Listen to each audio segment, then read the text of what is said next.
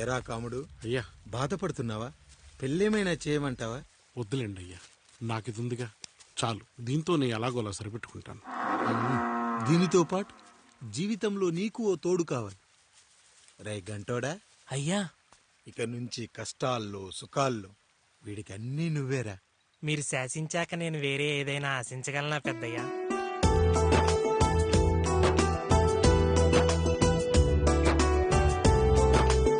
నీ గురించి కాదురా, మీ అక్కది. చాలా గొప్ప మంచి మనసుని విన్నాను. ఈ కాముడికి ఆ రాముడి గుళ్ళో పెళ్లి చెయ్యి. అయ్యా, దాన్ని పెళ్లి చేసుకుంటే దాని భర్త చనిపోతాడని జాతకంలో ఉందయ్యా. మీరంతా కలకాలం ఉంటారంట్రా. వీడు పోతే నేను లేనా, చూసుకోలేనా? నువ్వు పెళ్లి చెయ్యి, పెళ్లి చేయరా.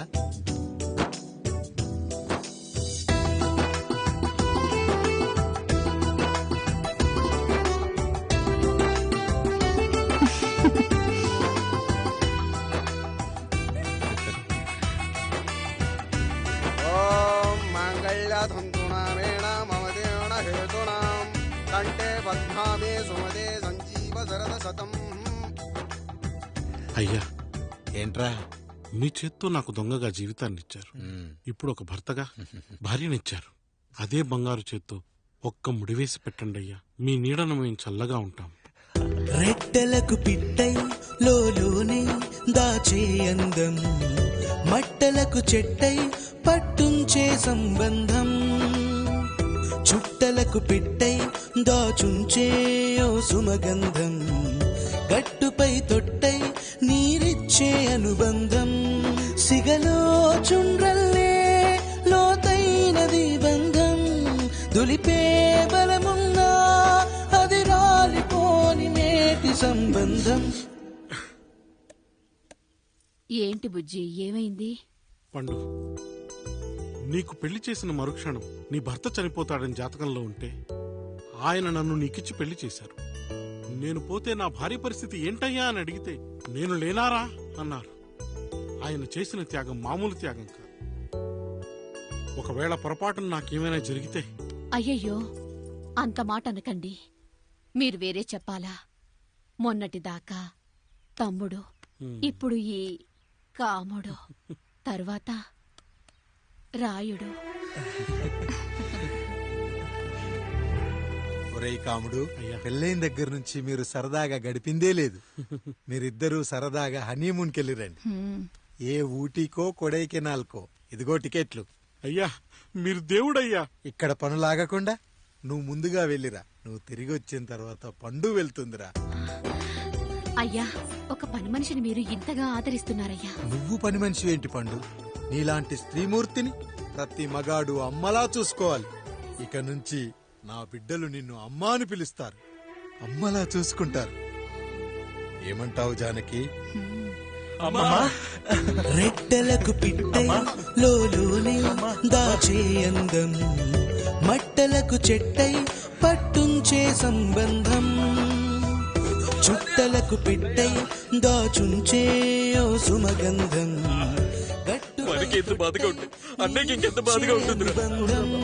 సిగలో చుండ్రల్లే బాధ నా బాధ కాదట్రా.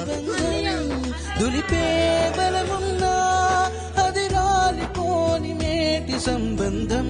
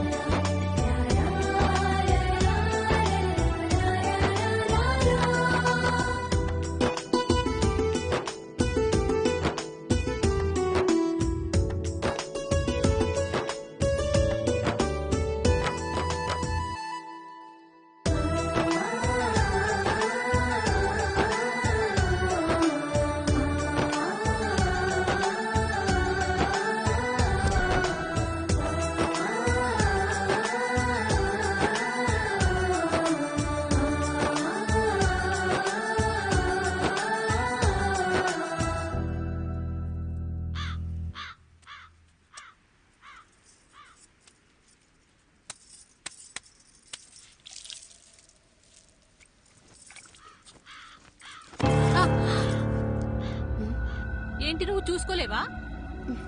అయ్యో, చూసుకోలేదండి. ఈసారి ఖచ్చితంగా చూసుకొని గుర్తాను. మీరు వెళ్ళండి.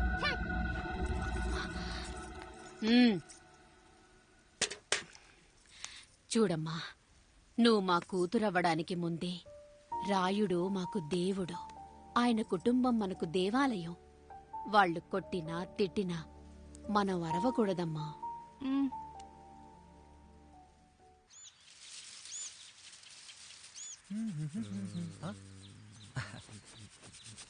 ఏంట్రా మిట్ట మధ్యన కసికసిగా పడిపోతున్నావేటి? మీకేంట్రా పెళ్లిళ్ళయ్యి? పెళ్ళి ఎవరు? కానీ కానీ కానీ హే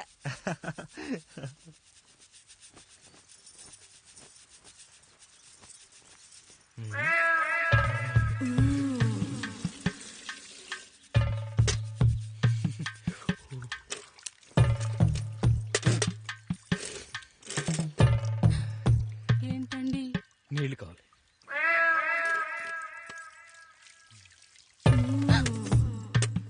ఆయన కుటుంబం మనకు దేవాలయం. వాళ్ళు కొట్టినా తిట్టినా మనం అరవకూడదమ్మా.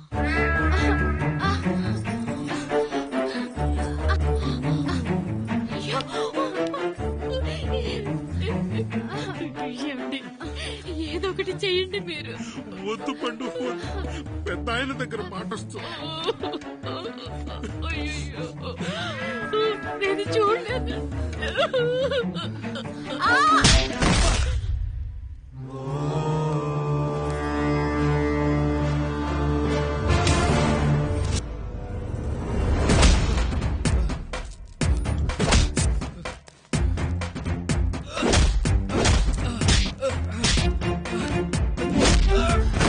అయ్యో అనియా అనియా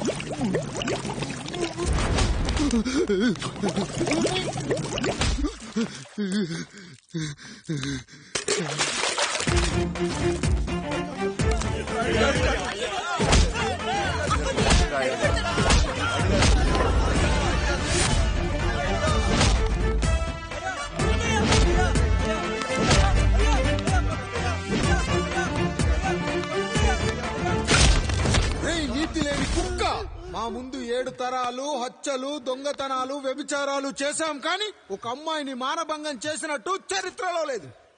ఈ వంశంలో మొట్టమొదటిసారి ఎవ్వరూ చేయని పని నువ్వు చేసి గొప్పోడివైపోతే మేమంతా చూస్తూ ఊరుకుంటామనుకున్నావా? రేపు పొద్దున వీడిని పంచాయతీకి పిలిచి ఈ రాయుడు తీర్పిచ్చేంత వరకు లక్ష్మి వాడిని ఇంట్లో కూడా రానివ్వకు.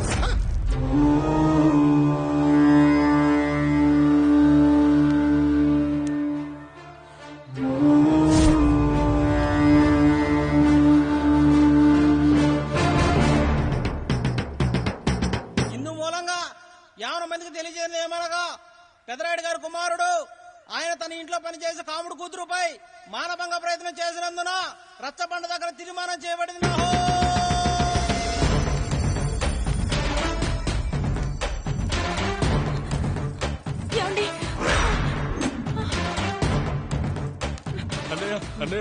తప్పు చేశాడని మన కుటుంబ గౌరవం నీ చేతిలో ఉంది. దయచేసి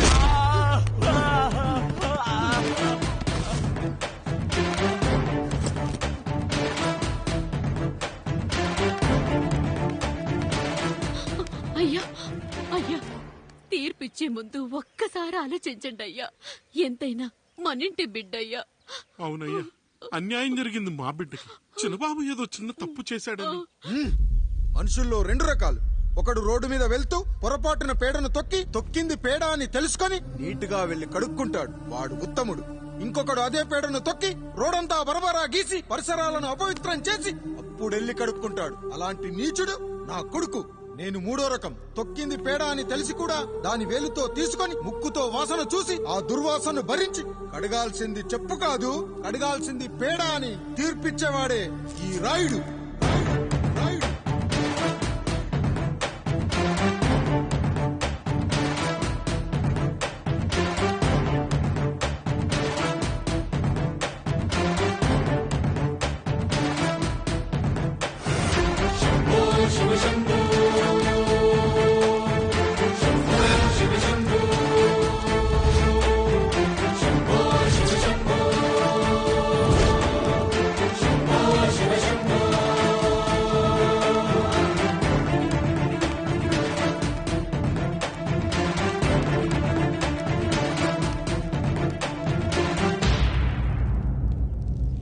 అయ్యా, మీ కుటుంబానికి ఈ పరిస్థితి వస్తుందని అస్సలు ఊహించలేదయ్యా.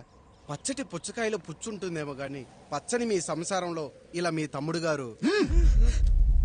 కొన్ని తరాలుగా మా వంశం ఈ ఊరిని పరిపాలిస్తుంది. మా వంశానికి స్త్రీలంటే ఎంత గౌరవమో తెలుసా?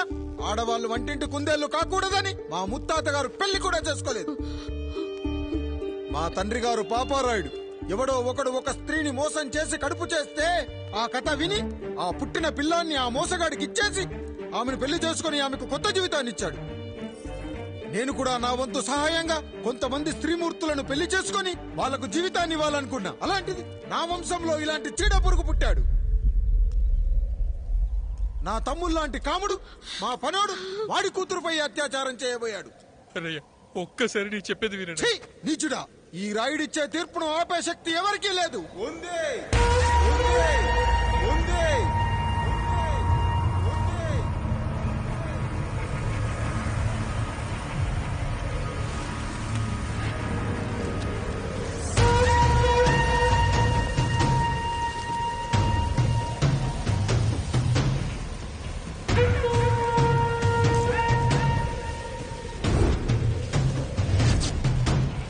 గుర్తుపట్టావా పెదరాయుడు?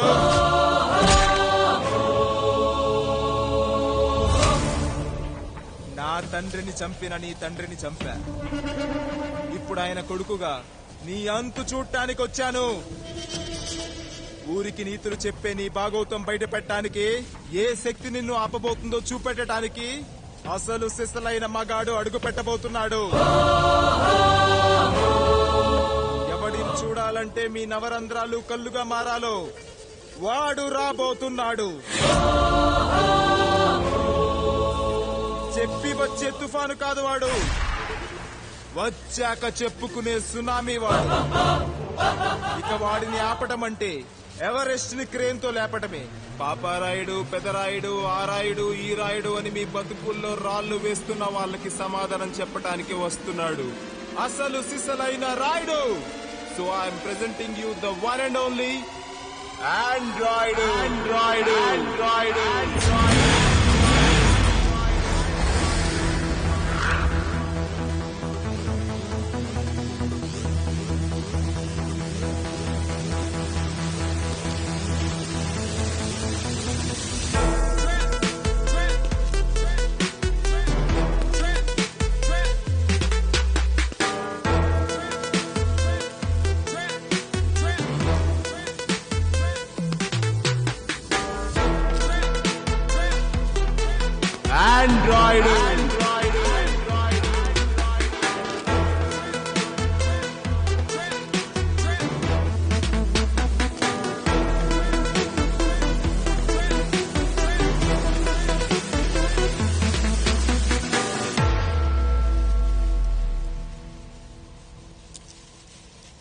అమ్మా,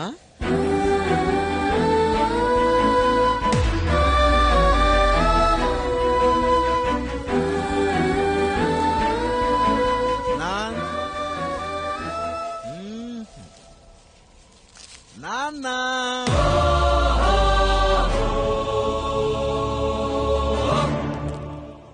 అసలేం జరిగిందో నువ్వు చెప్పమ్మా.